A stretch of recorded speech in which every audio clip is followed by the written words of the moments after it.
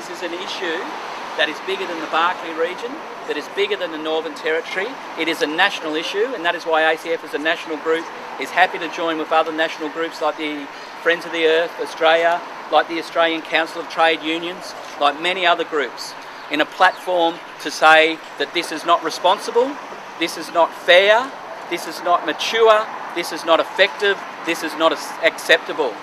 In 2007, the Federal Labor Party made some very clear promises in relation to radioactive waste management in Australia. They promised not to impose, they promised to remove the Howard government's harsh laws, they promised to involve the community and have best science. None of those promises have been kept. And what we have at Muckaty is a bad plan based on a bad process, based on a broken promise. And Muckaty is a bad deal. It is not a done deal. It's a great pleasure to have here today some of the traditional owners, some of the many people who are standing up in the Territory and across the country to say no to this deal. Today we've got Diane Stokes, Doris Kelly, Mark Lane, Jeannie Sambo and Gladys Brown. And they're a long way from home and they've come down to the cold country but with a pretty hot message, pretty hot politics. Radioactive waste is not going to be dumped on their country. Radioactive waste is not going to be placed against their will without their consent on Muckaty lands. Muckaty is not rubbish country and it's not country for rubbish. It's a great pleasure to welcome Diane Stokes here.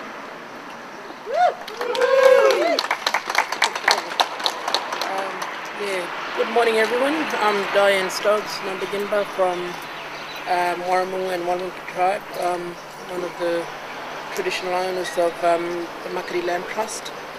I've come here with this group here. There's 5 of us here. That's so Mark, he's wearing t-shirts with all the names of a different group in that land trust. And I've got Gladys and Jean, their Millway group. And I've got Doris Kelly, she's one of the Gurungalu for Millway, and myself. And we come here. I've been travelling around a lot talking to people about the waste dump in the land, that we don't want it to come to our land.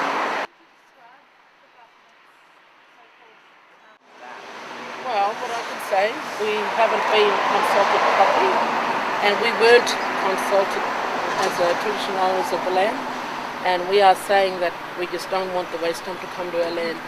This is the final word. I always say that we don't want the waste dump to come to our land because of how hard our ancestors been travelling, our old generations been walking through the country and living in the country. And when the Land Commissioner decided that Muckaty Station was going to be handed back to traditional owners, he held that there were at least 5 groups that were traditional owners of the station.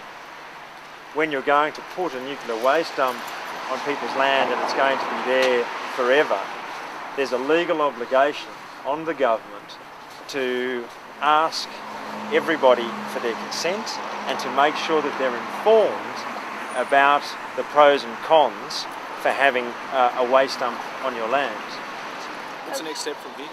The next step is the court has today agreed directions in the case for the filing of defences and an amendment to the pleading, and the case is due back in federal court in October in front of Justice North.